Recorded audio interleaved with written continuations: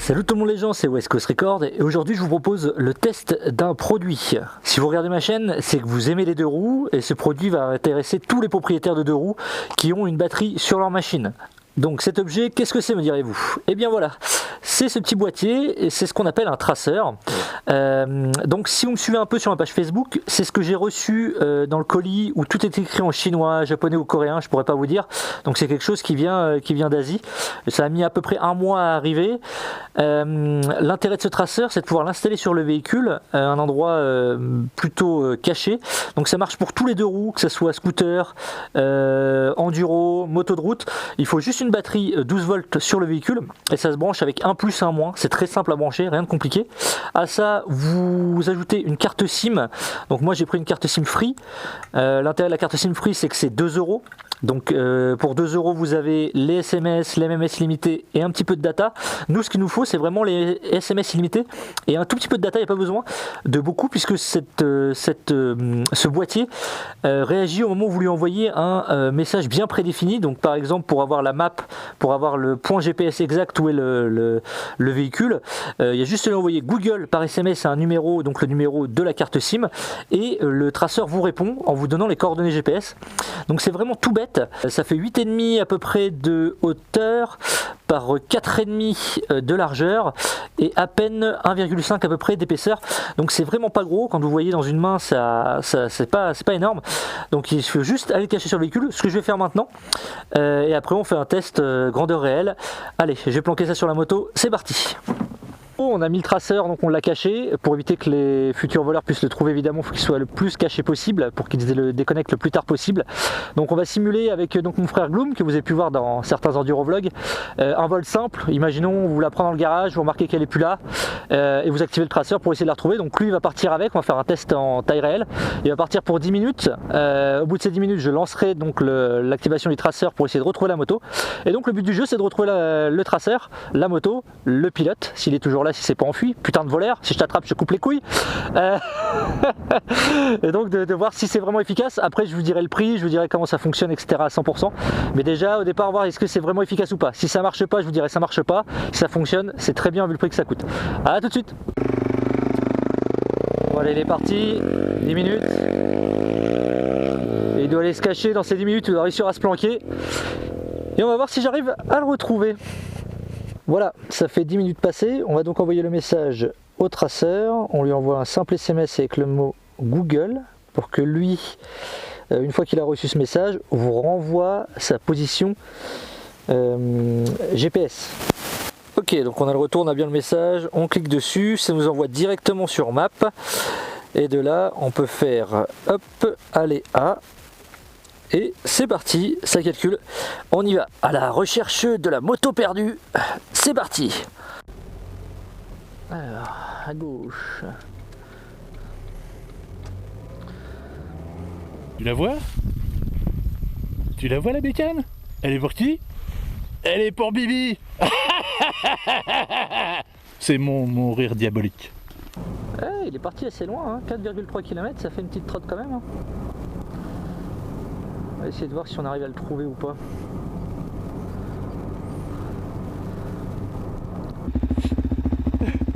Viens me chercher. En fait, je suis perdu. Je sais pas où je suis.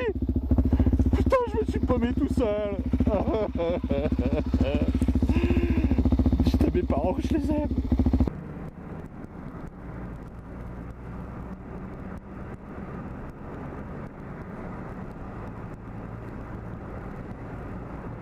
Alors pour être sûr qu'ils me trouvent pas, je vais laisser une petite trace. Ouais, je me suis fait une grimpette. Bon, ok, j'en ai un peu chié comme un con. Mais là, on va l'attendre et on va voir si ça marche. Deuxième rire diabolique. C'est de la merde. Donc pour information, ce traceur ou ce tracker, ça dépend si vous l'appelez en français ou en anglais, je l'ai payé 15 € sur Amazon. Bon, c'est un peu long au niveau du délai puisqu'il a fallu quand même quasiment un mois pour que je puisse le recevoir. Mais aujourd'hui en France ou en Europe, si vous trouvez ça, vous le trouvez entre 60 et 100 € pour des choses équivalentes. voire parfois moins bien parce que c'est des choses qui sont sur batterie, donc qu'il faut recharger régulièrement toutes les semaines. Là l'intérêt c'est que c'est directement branché sur votre batterie de moto. Si vous utilisez la moto régulièrement, il n'y a pas de risque particulier par rapport à la consommation sur la batterie. On a fait des vérifications, j'ai fait des tests de mon côté. Moi je roule en enduro donc la moto elle sort pas la semaine. Au bout d'une semaine et demie, la moto démarrait encore, hein.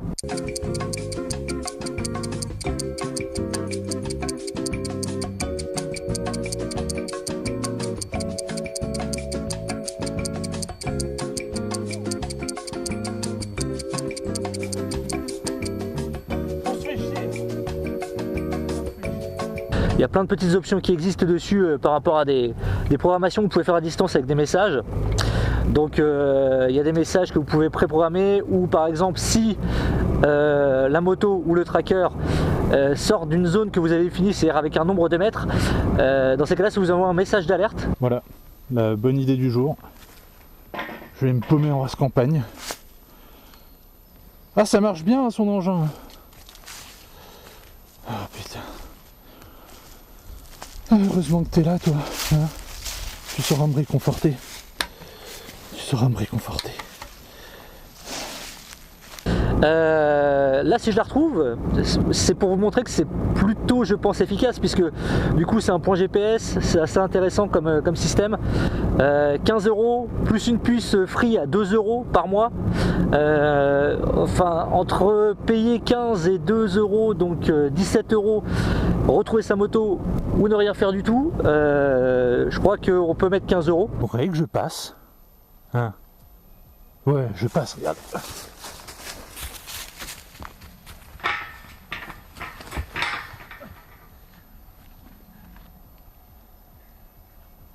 Alors là on se rapproche, on est à 1 minute, donc 450 mètres.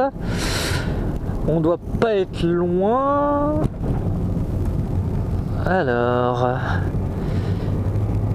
Piti piti piti piti. Oh putain, je crois que c'est lui. Je suis pas sûr. En même temps des voitures dans le coin, il n'y en a pas 40. Ah, je vais me cacher, on ne sait jamais. Oh putain, ça ralentit. On se rapproche en tout cas. Alors, gauche. Gotcha! Je t'ai trouvé! Je t'ai eu! Maintenant tu vas te déshabiller, je vais te couper les couilles, enfoiré de voleur! Oh, ça marche plutôt pas mal! Arrête de zoomer, tête de con! Ah, merde! Oui, je suis monté! Merci. Ah, c'est ça la trace. Ah, je t'ai repéré à cause de la trace. T'es pas malin. Et voilà. Bon, bah ça fonctionne plutôt pas mal. Test réussi avec brio, surtout qu'on est dans un patelin où ça capte pas des masses, donc c'est vrai que le réseau est pas extraordinaire.